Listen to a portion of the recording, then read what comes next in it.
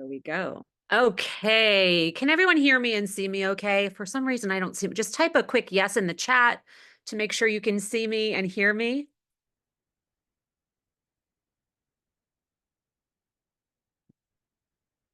I don't see any.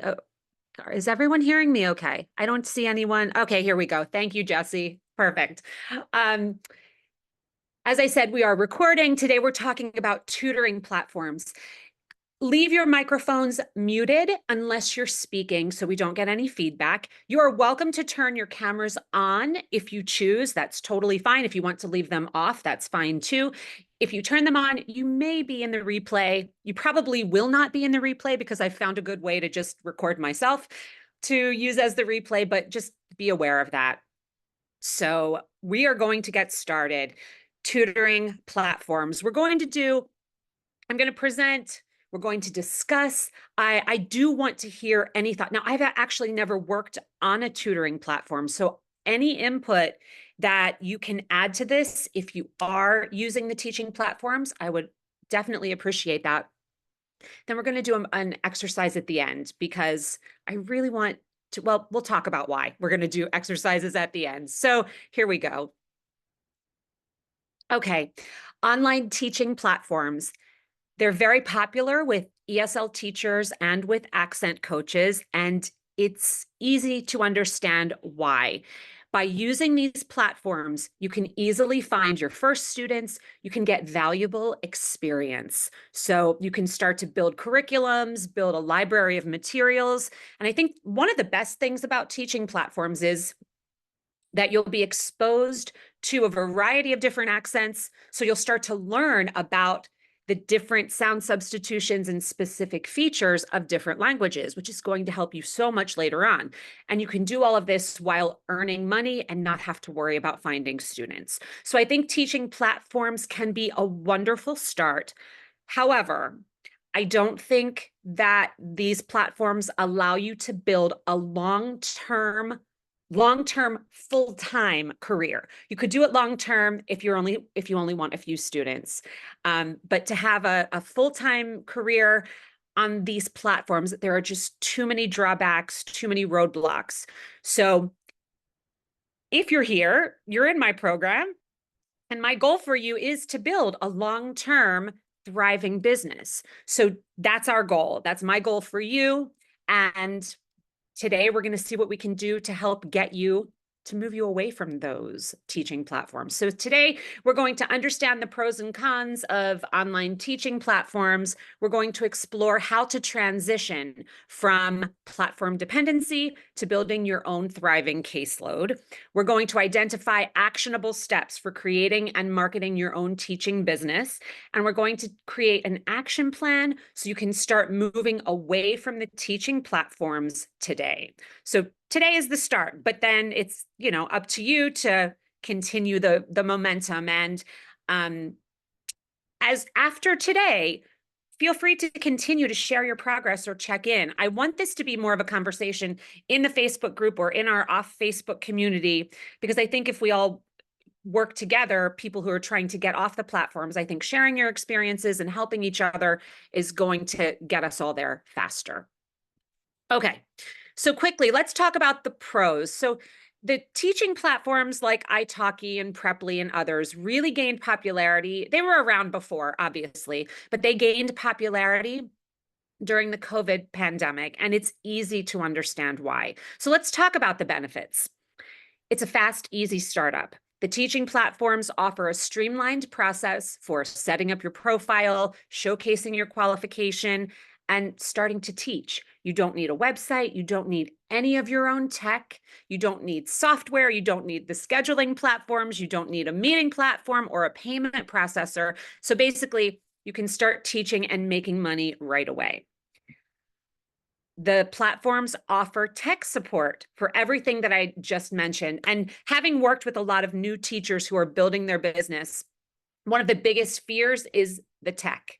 What if something goes wrong? What if I have tech problems and I can't handle them, or I have to contact an outside source? So there's a lot of fear around that whole tech piece. So this keeps many teachers tied to the platforms and keeps them from breaking away and starting their own business. And honestly, it's kind of sad because with the technology we have today, all of this is so much easier and much less scary than most people think it is, because there are very inexpensive platforms that you can use that also offer tech support. So the tech is a pro, but it can definitely be worked around. Materials and curriculum. Many platforms offer ready-made lesson plans and structured materials, and this does save you a lot of time. And again, it gets you working quickly. You can quickly feel confident that you have a plan, so you can start offering your sessions right away. And you don't have to pay for the training to do it. You just get in there. They have the curriculum. Although for accent training, not so much. At least I don't think so. And if they do have them, they're probably not great, and they're probably not very personalized. But for ESL, I know that they have ready-made curriculum for that. I think one of the biggest benefits is the marketing support. These platforms take care of the marketing for you and bring students to you. You don't have to put in the time or the financial investment that's required to advertise your services or find new students. Let's talk about the cons, because there are also drawbacks. I think the biggest drawback is the commission fees. All the platforms take a significant cut of your earnings. Sometimes it's 15 to 30%. This reduces your overall income a lot. The lack of freedom. The platforms impose limitations on pricing, lesson content, scheduling, lots of other things. You don't have much control over your own business. It's also difficult to stand out from the crowd when everything is so regulated. So it's hard to attract students because everyone kind of looks the same. The lesson content might be the same. The sessions are structured very similarly. So it's also hard to stand out. Competition is a big issue. There are a lot of teachers, some qualified, some not so much. But because there's so much competition, even the most qualified instructors are often forced to lower their prices to attract students. Then there's the dependence on the platform. When you rely entirely on a tutoring platform, you are subject to their rules. So you have no control over things like policy. If they decide to change the policy, there's nothing you can do. If the algorithm changes and you're no longer being shown as often as you were to potential students, there's nothing you can do. You can even have your account suspended for good reason or for no reason at all. And suddenly you have no income, and this is income that you're counting on. If you don't like the rules of the platform, there's not much you can do about it. I think this is a huge drawback to staying on the platforms for a long time. So let me explain this. I think it'll make sense. But if you're not doing your own marketing, you're missing out on a chance to develop your teaching skills. And I say this a lot in the program, out of the program. Becoming a better marketer makes you a better teacher. And I have personally experienced this through my own building my own business, and I've seen it in the teacher training program with a lot of new teachers. Becoming a better marketer makes you a better teacher because it forces you to understand students' biggest challenges and biggest problems. Okay, understanding challenges and problems is marketing. Then you have to offer solutions to these problems. And the solutions that you offer, that's being a good teacher. You know where your students are struggling, and we use that in our marketing to draw them in. But as teachers, we have those challenges so we can personalize programs to address the solutions. So if you're not doing your own marketing, you are not as in tune to your students' challenges and biggest problems with speaking and pronunciation and accent and the whole picture. So if you're not doing your own marketing, you're missing out on a huge chance to level up your teaching skills and become a much better teacher. And I think learning about marketing has made me so much better. My sessions are so much better because I'm so specific, because I know what to expect. And as a teacher, I know how to address it. So just something to think about. So this one, Well, I'll ask for your input at the end, but these are signs. If you experience any of these, it might be time to move on from the platforms. So let's talk about signs that it's time to move on. When you realize that the high commission fees are impacting your earnings. As you grow, your skills and your reputation are going to get better and better. So you will want to raise your rates. But as you raise your rates, the commission fees that the platforms take, it all becomes more significant. So when you start to realize this, you might feel like it's time to move on. When you want more control and autonomy, when you want to have control over pricing, schedule, lesson plans, materials, your personal brand, and your marketing messaging, that's another big sign. If you're frustrated with the platform limitations, all of their policies, even with the tech support, I know that they do have tech issues, lack of respect or unresponsive support. If you've built an established student base, so your students love you and they want more from you, they want more of your time, more personalized work from you, you might feel that the platforms are holding you back because you want to offer more personalized and maybe more consistent experiences outside of the platforms. If any of these points resonated with you, it's a sign that it might be time to move away from the tutoring platforms. So how do we do? And is there anything else before I tell you how we do that, how we do move away? Anyone who's on the platforms, what are your biggest frustrations with the platform? Is there anything that I didn't mention that is making you feel like, wow, it's really time for me to move on? You can type it in the chat. If you'd like to speak, go ahead and raise your hand. But I mean, the financial piece is probably big, I think, for everyone. Yeah, Patty says, I hated giving away that commission. It's hard. You put in all that time, all that work, and you know they're finding the students for you. So, you feel that it's a trade-off. But I think over time it gets harder and harder to give that away because you are doing so well and giving so much of yourself to your students and to your sessions, and that piece of the money is just going out the window. So, oh, Patty actually stopped using them. Yeah, probably for that reason. So, as I said, they're a great way to get started, or if you just want a few clients, they can be very, very useful and very helpful. But I think there comes a point where if you want your business to grow, they're going to hold you back. Roxana says, I was actually applying to Preply to have some more stable income in a different currency. Okay. So was that a pro or a con that it's in a different currency, Roxana? Because that could be a good thing, I guess. Yeah. Yeah, that could be a pro or a con depending on, where your currency is and what you're receiving your income in. So that's something to think about as well, the difference in currencies. Oh, they didn't give you a chance to start. Yes. So maybe that's a good thing. It kept you off the platform. So let's talk about some ways to transition away. If you've been through my program, if you've worked through all the lessons, some of this will sound familiar, but maybe some of it will sound new. We will see. I know you have heard me say, oh, wait, Roxana was overqualified for the tutoring platforms. I have not heard that one. I don't know how that makes any sense unless they want, it could be that they want the competition. They want as many people as possible. They don't want one really qualified person coming in there to swoop up all the students. Maybe, I don't know. That's an interesting one.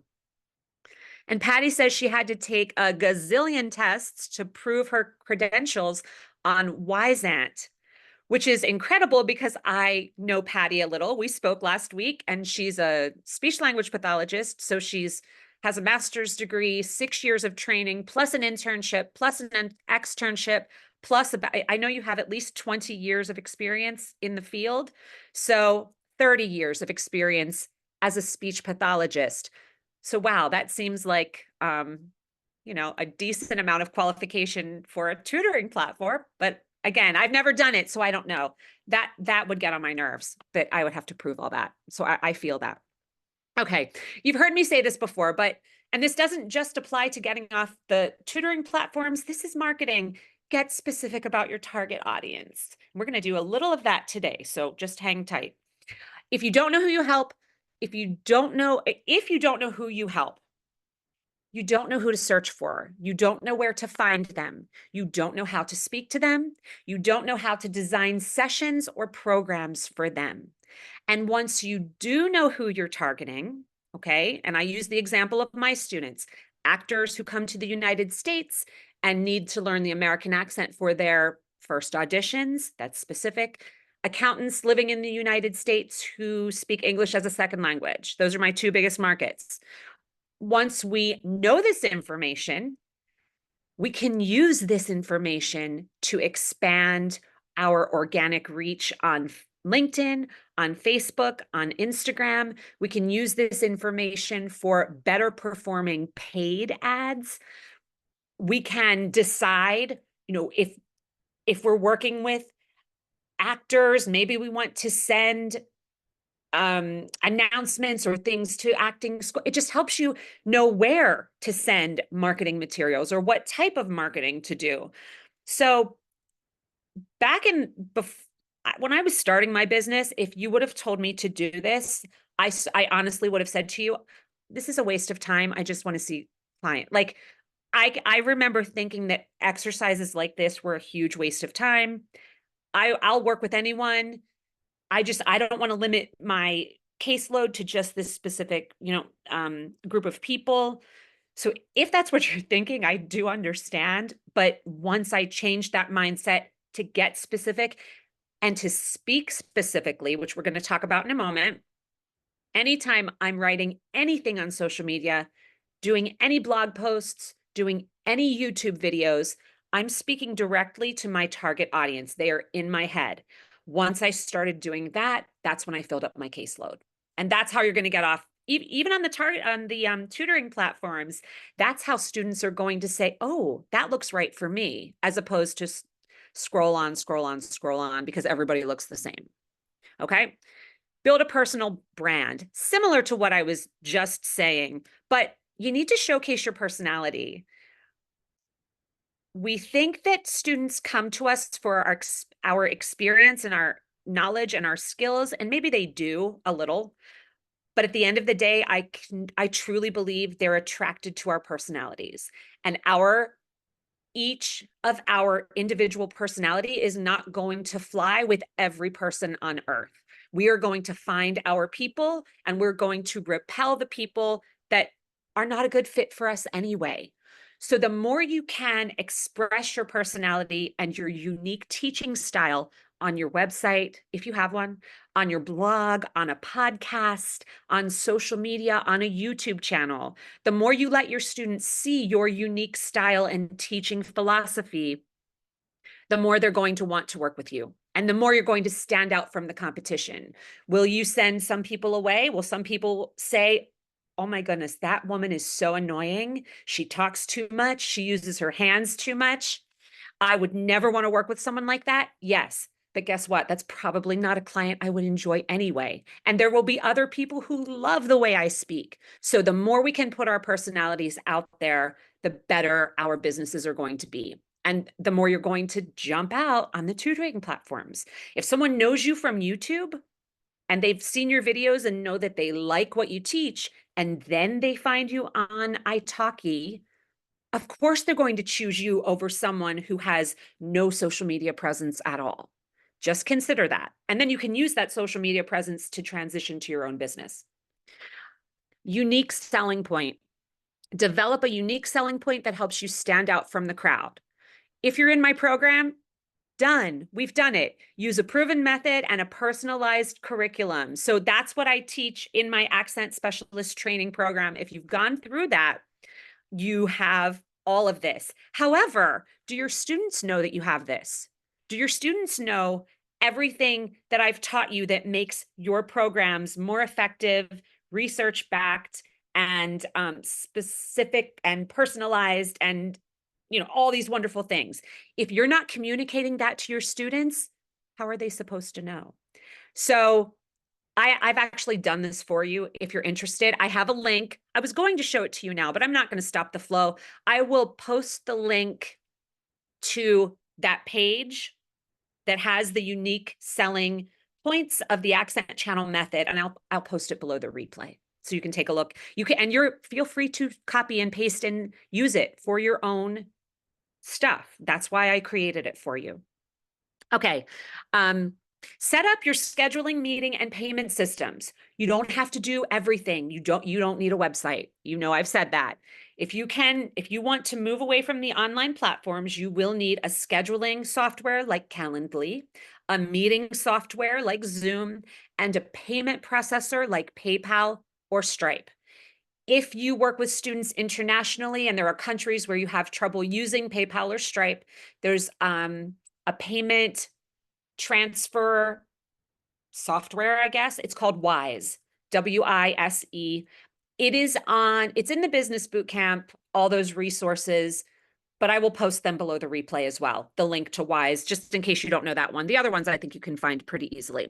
And you, as I said, you don't need a website. If you have these three things, payment processor, meeting platform, and scheduler, you can run a business.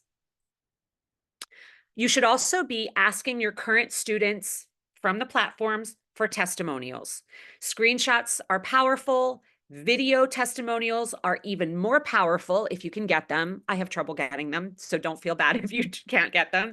Anything that offers social proof of your work will help you build your own business.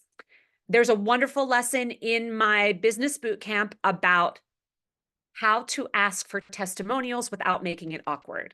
So if you haven't watched that, I'll post the link below the replay as well. I'm not going to go into it today, but if you're working with these students on these platforms, you're allowed to get testimonials. Get the testimonials, even if you save them to use later when you have your own website, okay? Get testimonials. You will be glad that you have them. Okay. And now let's talk about how to find your own students. Social media is an easy, cheap, and very effective way to find new students. Use social media to establish your expertise and to showcase your teaching style and your personality, the way I just talked about that a little bit. The other thing about social media, it's a great way to build relationships. So when you're on social media, you should be posting content. That's part of it. But don't forget to build relationships the same way you'd build relationships in real life. So that just means being a human being. Comment, answer questions. If someone posts comments on your videos, make sure you respond to them, even if it's a heart, even if it doesn't have to be crazy. Engage in conversations, add thoughtful information to other people's comments and conversations. Just do what you'd do if you weren't running a business and build relationships with your students. That really goes a long way, and it's free. It just takes a little bit of your time. And most of us are on social media for personal reasons, way too much anyway. Use that time to think about building your business a little bit. Networking is a wonderful place to find your first students and transfer some of your time away from the platforms. Our Facebook group is a wonderful place to start. It's a mix of speech pathologists, ESL teachers. There are some medical professionals, some actors, lots of different career paths in our Facebook group. So don't be afraid to post. Ask for people who are looking for referrals, collaborations, and you can start your networking there. Friends and family are often overlooked. Ask your friends and family to help spread the word about your services.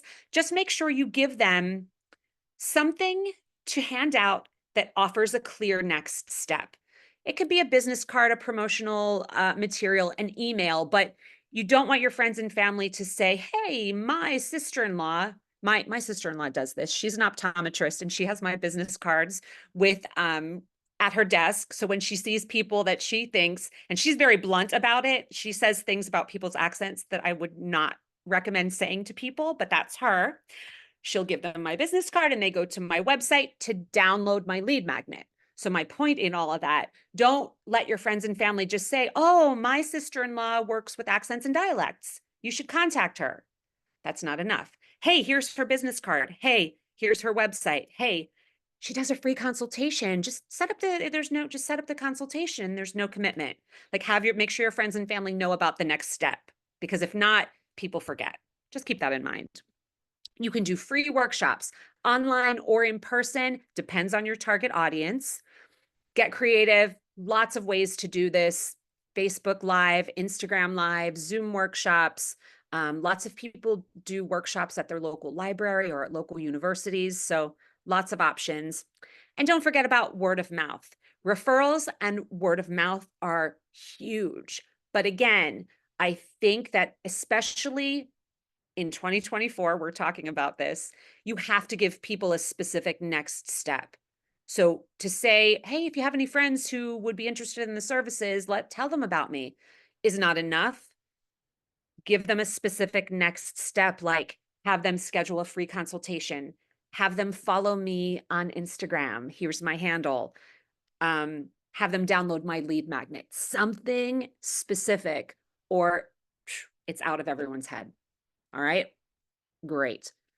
Questions. We're going to get into some active work here in a moment, but I want to pause for questions. I'm going to catch up in the comments and ask you, what would you add? Is there anything else that you would add to what I've said about the pros and cons or ideas for getting off of the tutoring platforms? If you want to let me know, you can unmute yourself or type it in the chat. Oh, Roxana says they're doing some weird stuff lately on the platform. They check every small detail of your bio, and when you have a lot of experience, they just throw you away. That's so intriguing. I'm going to dig a little. I'm just kind of curious as to why that's happening because it doesn't make a lot of sense, but I mean, who knows? Perhaps I mean, my instinct is that they just want to keep the rates low so that they increase their volume. They don't care how many teachers are on there. They want volume. So anyone who's charging more is going to disrupt that balance. I'm sure it's a pricing thing. Well, I suspect. I shouldn't say I'm sure because I really don't know. Okay. Anything else before we move on? So I'd like you to take a moment to pull out a piece of paper and a pen if that's how you work. If not, you can pull up a Word doc, a note, anything. We're going to do this will take about 15 minutes. It's a brainstorming exercise where we're going to really get clear about your target audience and develop your your action steps. So the next couple of steps to get you off of the teaching platforms. Even if you're not on the teaching platforms right now, this is great for building any business. So I encourage you to complete the exercise as well because you're here and it will help you. Okay. So is everyone ready? We're going to get started. I'm going to give you about 2 minutes to think about this. There are a few steps in this, but we're just going to work step by step together. So right now, I want you to think about who you help. We're going to identify and define your target audience. If you're not currently working with students, think about who you'd really like to work with. If you are working with students, think about your very favorite student, the one that always shows up, the one that cancels on time, the one that does their homework, the one that you enjoy, the time goes by so quickly and you don't want the sessions to end. Okay? Have that person in mind. Let's identify some characteristics. Are they men? Are they women? Are they adults? Are they children? Are they other genders? Are they what are those characteristics? Just like physical. What's their commitment level? Do you prefer to work with professionals or enthusiasts? So is someone who's doing this because they need it for their career or someone who's doing it because it's a hobby or they're interested? How old are they? Did we talk about that? No, we didn't. Okay. Seniority and age. Sorry, the seniority thing confused me. Age matters. And where are they in their lifespan? Are they applying to colleges, grad schools, acting schools, training programs? Have they just graduated from one of these programs? Are they more experienced? Have they been working in their field for a long time? Are they retired? Are they about to retire and they're looking for some sort of career change or life change or a big move to another country. Think about all of that. I'll give you about 2 minutes to do that and make a list.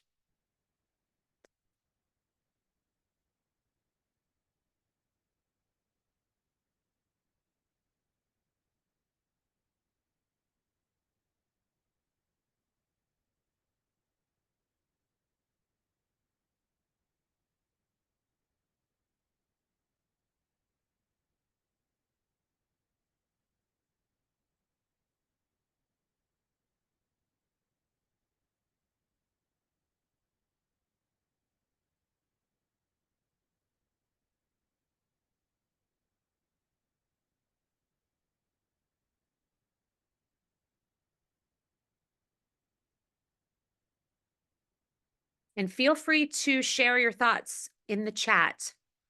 Roxana is sharing, and she's got a wonderful start to her target audience. I'll just read it. Women, professionals in need of additional or specific or personalized training, entry level and experienced reentry. I love that because you're going to talk to those people in a different way and use different terminology than you'd use someone who's been in a career for a long time. They have different goals, different career goals. Training related to 3 core areas of expertise: academia or higher education, business. Okay, there's our timer. Um, Business, uniformed services, police and military. I know that, Roxana, and I love that target audience. It's so specific, but has the potential to be such a great personalized speech training program because you're so specific with that. So great. Okay, let's move on to industry. So let's add to what you've already come up with. What is the industry that you would like to help or that you do help? These are mine: ESL teachers, actors, IT professionals, real estate agents, or anything else. So you can have more than one. Write down one industry or a couple of industries that you know you'd be a great fit to work with or that you just really love to work with. It doesn't have, you don't have to have any special skills because we're going to, we can branch out and do that, but we need to identify it. So don't hold back.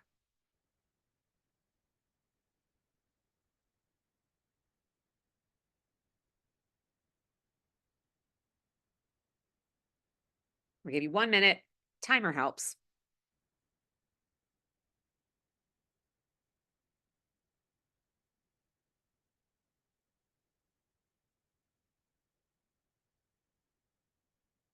And I should mention here, I do always say, I think I say this later on as well, but identifying a target audience does not mean you can't ever work with anyone else. And it doesn't mean that other people won't find you and want to work with you. And you can definitely branch out. But if you don't get specific, you're going to be lost in the noise of the online space. So I get that. But I know a lot of accountants like that I work with actors because they, I don't know, some people think like, oh, I could have been an actor or I did theater in high school. So they like that. And even though that they're not coming to me for that help, they like that skill that I have. So by identifying and getting specific doesn't always mean you're eliminating people. Sometimes it's helping to attract people. Okay.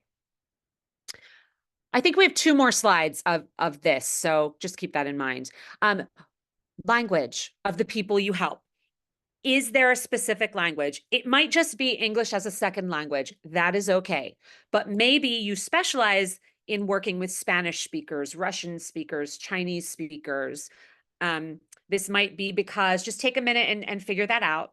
Either you speak that language. If you do, then you should probably specialize in that language. It will help. It's so great for marketing and for teaching.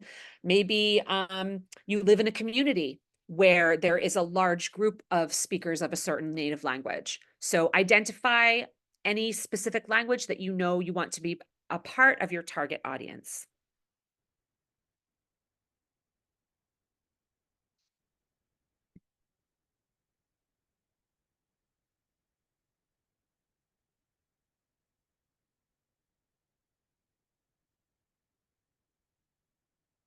Good.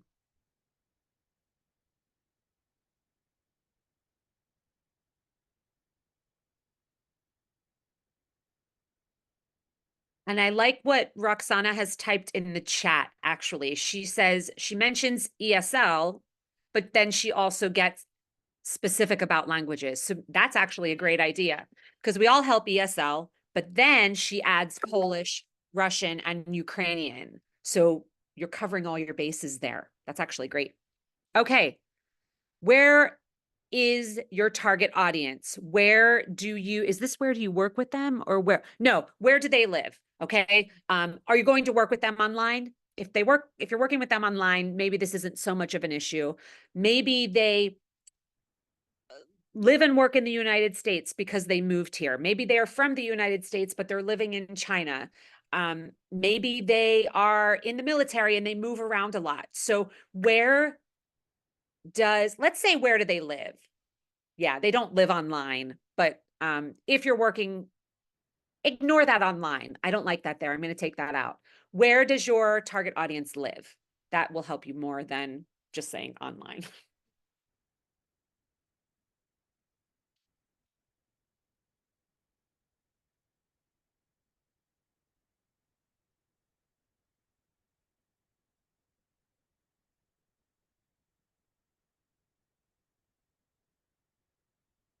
Okay. While you're finishing that up, Adrian has an interesting question. Or comment actually. I'm thinking of specializing in Chinese languages and Slavic languages because I'm ethnically Chinese, but I also speak various Slavic languages. I like Slavic linguistics. Is it easy to have two foci? They're fairly different problem-wise, but that's why it's interesting to me. Absolutely. It would be now. I don't know how common it would be for someone who is ethnically Chinese to also want to learn Slavic languages. No, wait, that wouldn't matter. I just think it's interesting that it's so specific, and I wonder if there are other people like you. But let me say that's a thought for another day. Absolutely, you can have two focused target audiences. Um, you would speak to them in different ways, I think, but it would be sort of a cut and paste situation, right? So what if, let's say you focused on working with Slavic speakers, all your marketing or anything that you're going to do for that audience, you could just duplicate and like cut and paste the word Chinese for Slavic when you decided to branch out to that other audience. So, yes, it's it's definitely easy to have two groups. I think what's most important is picking one to begin with and kind of working through the whole process of identifying the audience, getting the marketing focused toward the audience, and maybe developing the programs for that audience. And then you can do it again with the next one. And you could do it at the same time. I think there's no reason to eliminate speakers that want to work with you or to eliminate an audience that you're really great at working with, but go approach them as separate entities and go through one and then kind of duplicate it with the others. That's what I would say. Oh, he lives in Poland half the year. That is so interesting because they're such different languages. So that, and actually from a marketing perspective, I would make it very clear that that to me, the qualification of speaking those two very different languages um, makes you very marketable, or understanding those differences between those languages. It shows that you have a wide scope. And I think a lot of other people would feel comfortable working with you because of of your expertise in that scope of languages. Something to think about. Okay. So we've done all this work. We've answered all those questions, whatever they were. I want you to write down your complete answer as number one. Oh, sorry, I need to go back. Hold on a sec. And by that, I mean, sorry, on your page as number one, you should have all of the information that we just talked about, all of those little details. Just kind of summarize all those little details, the characteristics, the industry, the language, the location. Summarize all of that and write it down as answer number one. Just put number one and then summarize all of that as one sentence because we're going to use it later. I promise it will make sense. Take a moment to do that.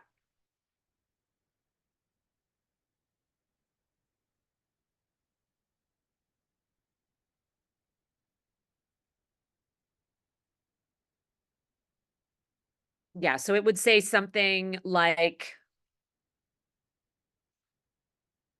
women applying to colleges who want to be real estate agents and speak Russian as their second language and live in the United States. That's kind of what I want you to write for answer one, like a summary of all of that. I should have given you that example, but I didn't.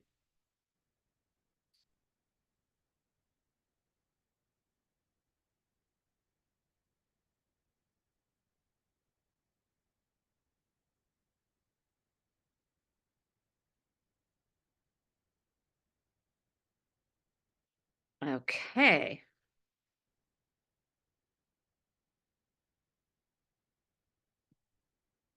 Now, let's think about transformations. What is the most exciting transformation you can offer? And this, you can take a minute to think about this. I don't want anything technical. I don't want rhythm, intonation, pronunciation. I don't want anything about speech.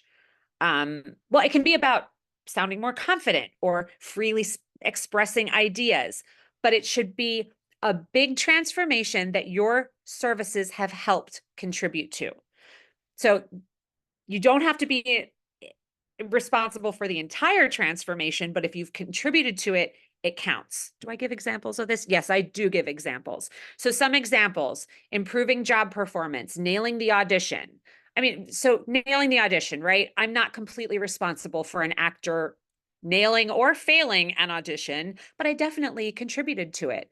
I'm not completely responsible for someone, getting a promotion, but if we've worked together and their, manager has commented on the improvement in their communication skills, I've contributed to it. So that you're allowed to take credit for your contribution to the overall transformation. So things like job performance, future career opportunities, living and working in English-speaking countries, accelerating career growth, advancing in their field, dominating virtual meetings. That's a big one lately. Becoming a successful YouTuber, starting a podcast, making more sales, finding more students. So take a moment to identify the most exciting, the most motivating transformation or outcome that you can offer your students.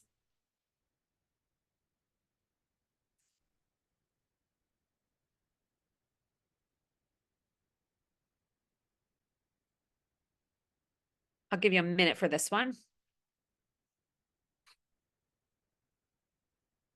Yeah, Roxana's submitted in the chat what she has on her LinkedIn page. That's kind of what we're working toward, Roxana. We're going to take it and put it together in a little elevator pitch, but I will read yours because I like it. Empowering women in business, academia, and various uniformed services to reach their own potential through training, development, and education.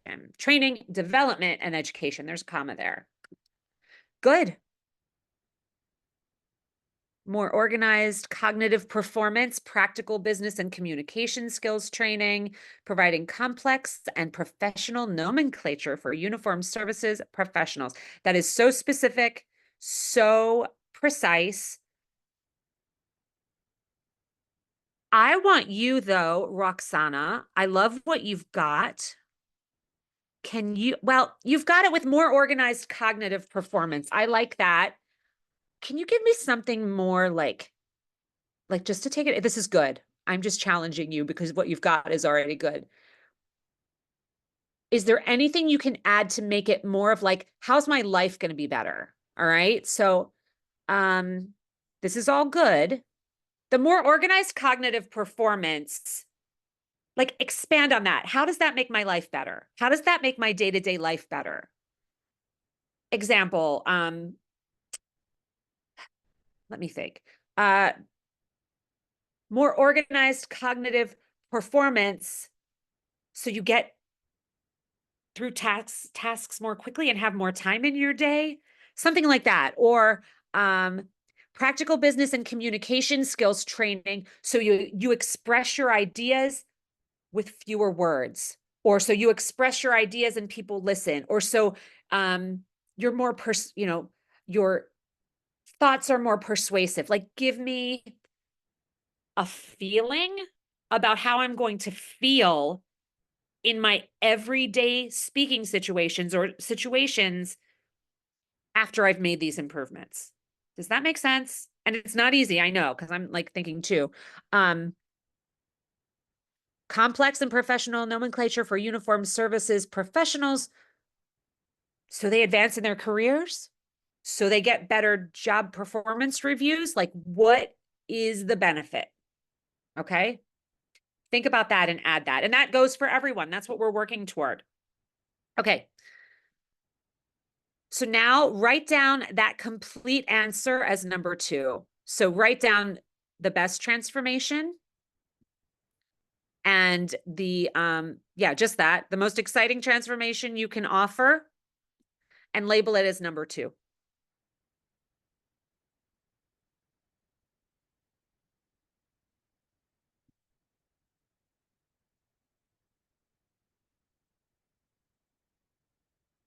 Okay, Roxana, you're struggling with public speaking and effective communication. I can teach you how to gather your ideas and effectively communicate in professional settings to wow your audience. I want one more piece of like how people are going to love me.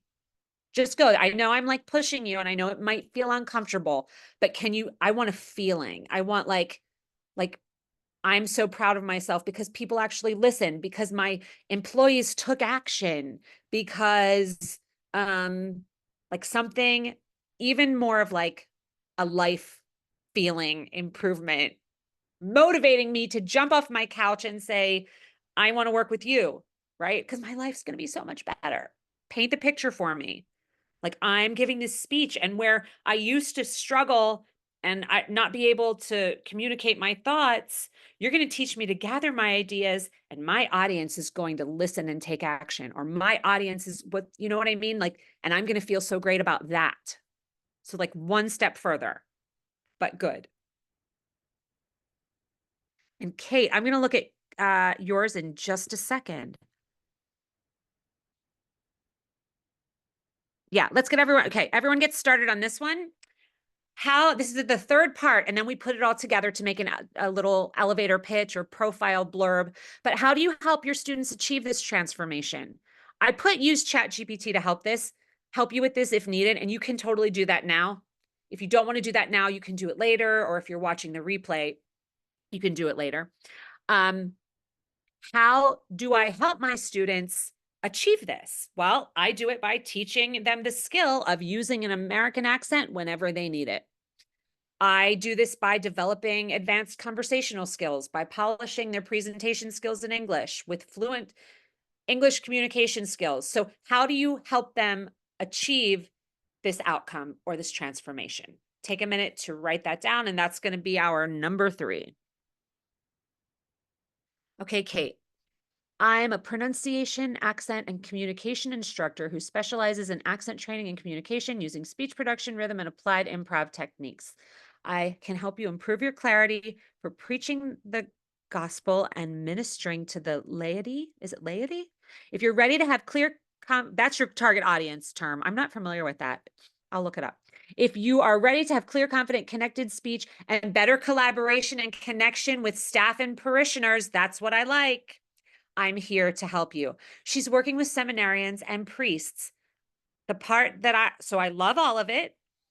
The part that I love best and the part that would make me take action. If you're ready to have better collaboration and connection with staff and parishioners, that's telling me how my life is going to be better. So, Kate, I love what you're doing, what you've got here. Would I shorten it? I don't think I would shorten it. How would I improve it? I actually think it's really good. If I had to improve upon it, which it's already very, very good, Add more of that emotion leads us to buy. Like you've got that, I love collaboration and connection with staff and parishioners. Is there another outcome like that that you can offer? Or can you make that even more powerful? That's your homework because this is already good, but we can always do better. Okay. So now that we've got number 3, what we just worked on, this, how do you help them achieve this transformation?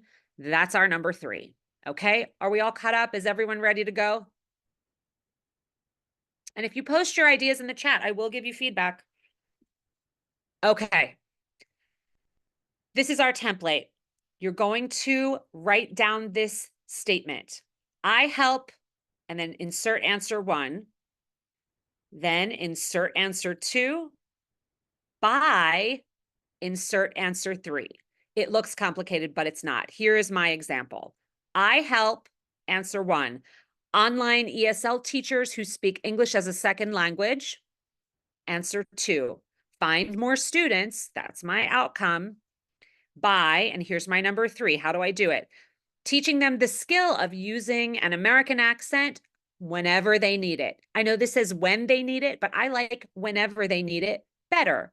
That's me improving what I've done. And I love that I say using an American accent whenever they need it, because then I'm implying that it's their choice, which it is. So this way I'm talking about accents, but in a very sensitive, culturally, linguistically sensitive way. And if somebody comes at me on Instagram, I will say, well, they just use it when they need it. I'm not erasing anything. They use it whenever they need it. And you're free to steal that if you like. Yeah, Patty, go ahead and use it.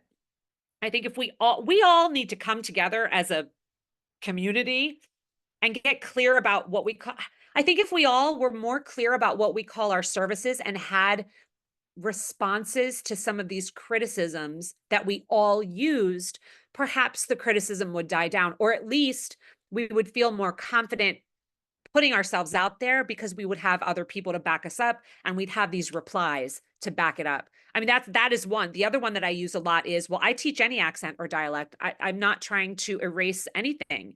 I can teach you 5 different accents. Then you can use a different one each day of the week.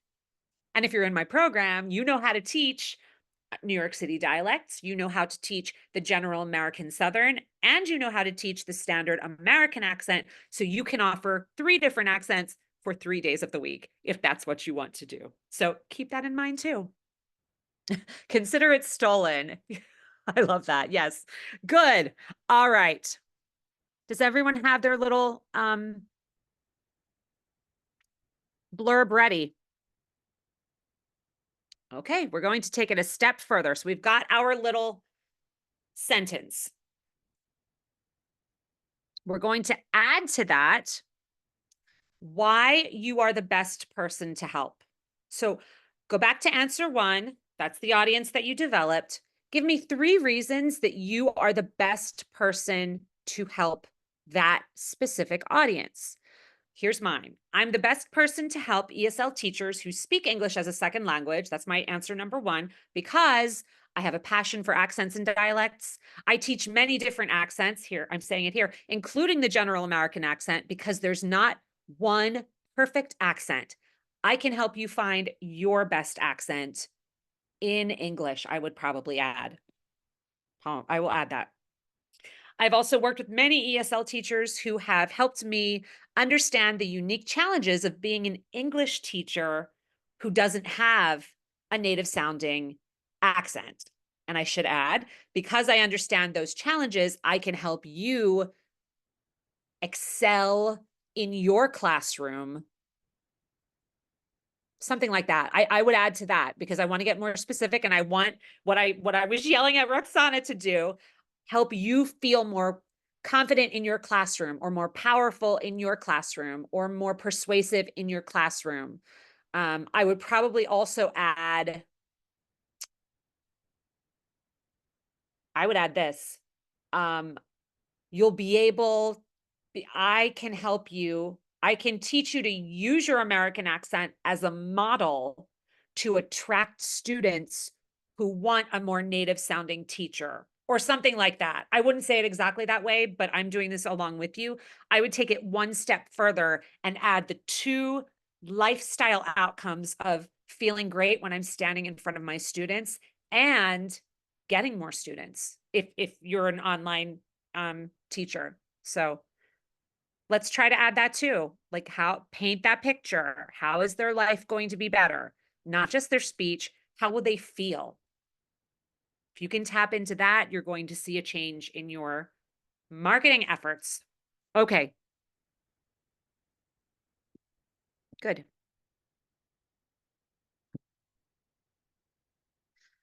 All right. Well, so wait, I think I forgot my list. So we have all this copy to use. We've got our statement, we've got our elevator pitch. Here's how we're going to use them. And this is homework, I guess. Well, this is kind of an ongoing assignment. You're going to use the target audience profile that you created. So that was this statement. Sorry, this complete statement. Where did it go? This one. I help answer one, answer two, by answer three. So this little blurb, you're going to use that audience profile that you created to tailor all of your marketing messaging, all of your website content, all of your social media posts, and you're going to use it to attract your ideal students. So this is, think of it this way. Anytime you're doing any marketing, anytime you are designing programs, anytime you're planning your sessions, well, maybe not sessions because you're going to see different people. No, don't do that.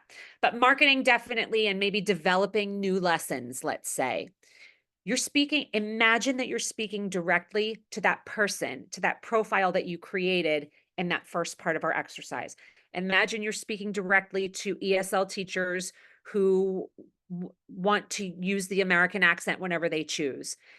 Some people even give their target audience a name. I don't do this, but you could name them like, you know, Sandy or Sharon or Michael. You can put a name on it if that helps you. But picture that person and pretend you're speaking. If you're doing Instagram Reels, you're speaking directly to that person. Imagine them in your head.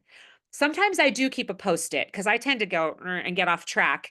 I'll keep a post-it with my target audience description. So what we did there in that first part, and I will just post it on my computer while I'm working on my marketing to constantly remind me to speak to that audience, to answer questions that that person wants to know, to use terminology that that person will use. And you are all in my program, and when I did the marketing for that program, I use different terminology with you in the marketing if you were an ESL teacher versus if you were a speech pathologist. So I will say accent modification when I want to attract speech pathologists. I say American accent or American pronunciation training or some other terms for ESL teachers. So if you know the term, you can adjust your terminology based on who you're speaking to, because again, that resonates with them. We have to resonate with our students. So again, the target audience is everything. Okay. So that's your action step number one. Number two, take your elevator pitch, adapt it a little bit, and use it in your website's about section, in your social media profile, use it during networking opportunities. Start today by adding that or formatting that in a way that makes sense, but with that information, add that to your tutoring platform profile. That's huge. Just notice if you start to get more students after you've adapted your profile to be more specific to your target audience, okay? And then your homework is to create content specifically focused on your target audience. So this is your homework. You can come back to the replay and revisit this, but basically you're going to brainstorm thinking about the common questions that your students ask, the challenge or your target audience, what they ask, the challenges they face, or just topics that you're passionate about sharing with them. You might not have gotten the question, but you know it's something that would help them improve, they would benefit. Write that down, okay? Make a list of all potential content ideas based on these topics. So whether it's a blog post, a video, social media post, or a free resource like a lead magnet or PDF, just make a long list and don't hold back on your list. Every idea, regardless of whether you think it's good or not, don't edit, don't censor yourself, write it down. Then choose the top three. The three, after you've got your list, choose the three that you think are the most valuable or that would be the most engaging for your target audience. Then your challenge is to create and publish one piece of content based on these ideas in our Facebook group to get feedback. I mean, you can post it on your social media if you want to, but if you post it in the Facebook group, I will give you feedback and hopefully you'll get some feedback from others as well. So just one piece of content, one video, one short video, one PDF, one frequently asked question, whatever it is, post it in the Facebook group. And, I think I will know what you're doing, but maybe say, this is my homework from the tutoring platform workshop, just so we're sure. And that will get you started. You'll get some feedback and hopefully motivate you to post it to the real public. So that's your homework. Does anyone have questions or does anyone want to add? So yeah, I mean, getting off the tutoring platforms, it takes a little leap of faith, but I see no reason to abandon them completely. Stay on the platforms, start building your own audience, see how it goes. Use some of the things that we talked about today. Get started with that, finding students, with getting specific, with creating some content that's specific to students. See how it goes. It doesn't have to be an all or nothing thing. So keep that in mind. All right, questions, comments. Let's go back to the chat. If anyone wants to speak to me, that's fine too. Patty says, I worked with a woman who wanted to know how to pronounce the names of her colleagues. It was so great helping her with that. I've done that too. I think that's where I have the most fun. Things like that, like very practical information that they're going to use every day, that they're going to end up memorizing. I mean, let's face it, they're just memorizing it, but they're using it and it becomes a habit. And that's why I love personalized programs. So that's wonderful. That's really great. And Patty, that might be something that could be a pain point. If you struggle, how would I say that?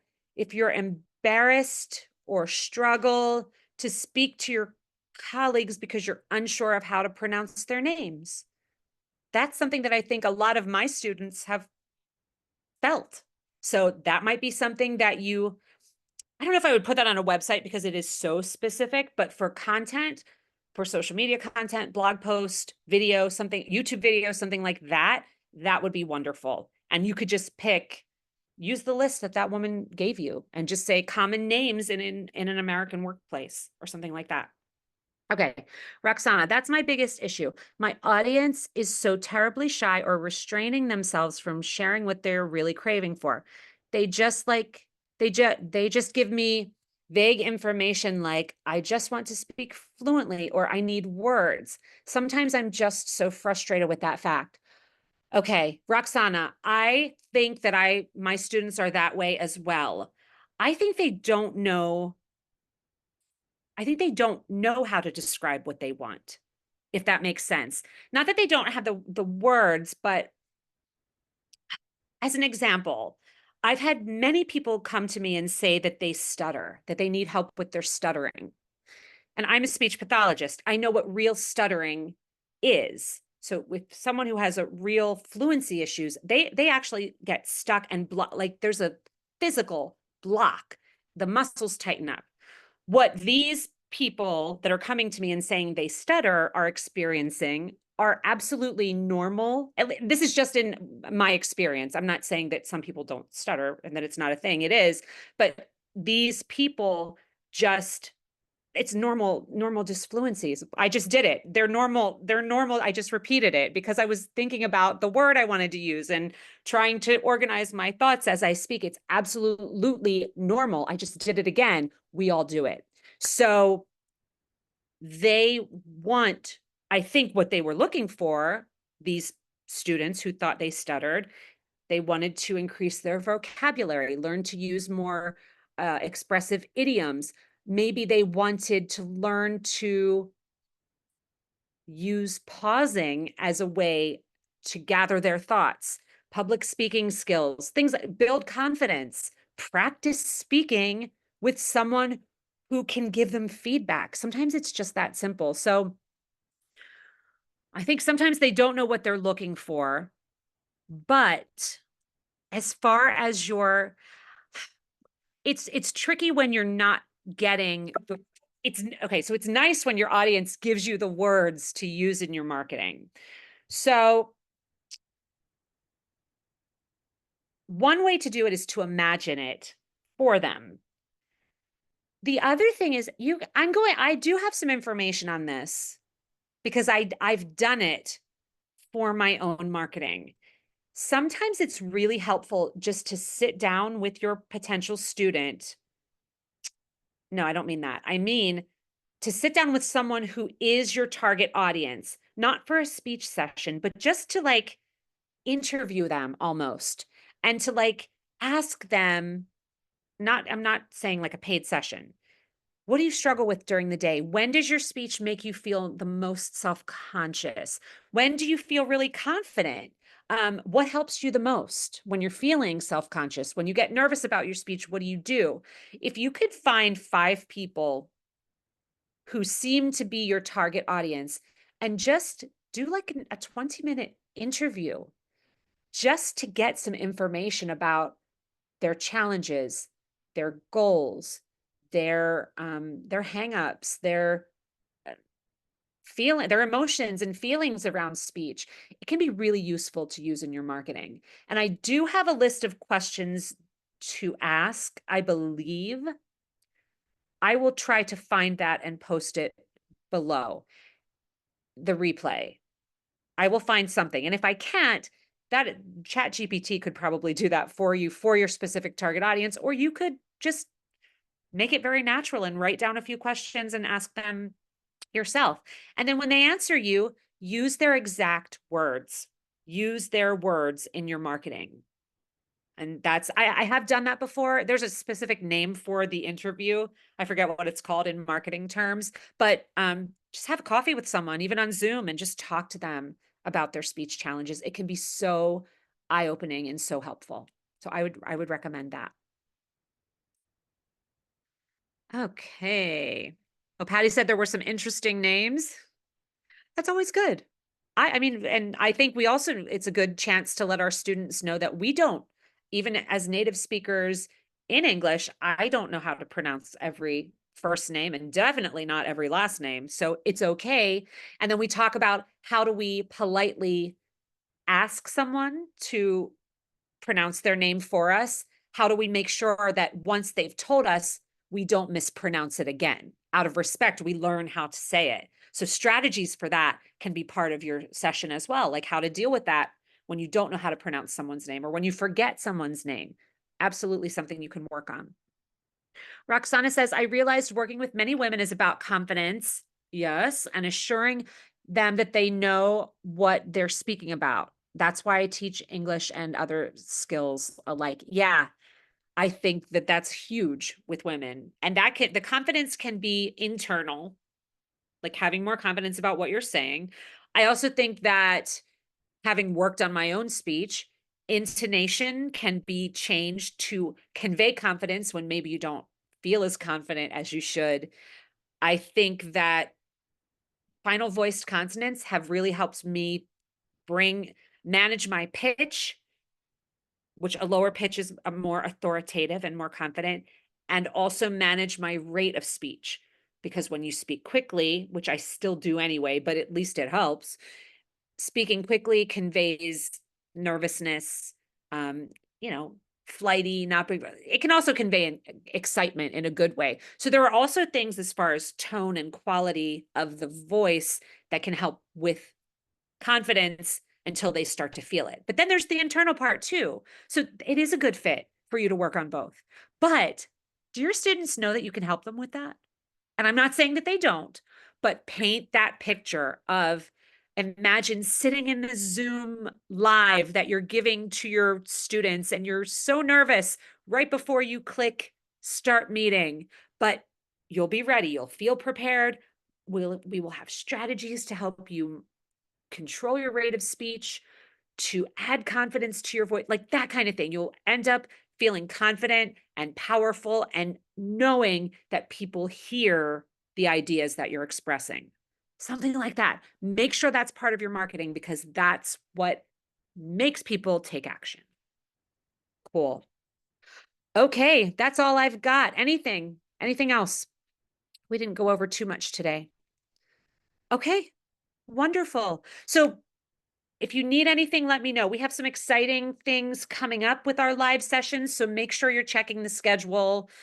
And the Speech Coach Collective, don't forget about the search box. I'm going to remind everyone because I've had several people who had trouble finding things, and it is a little bit tricky.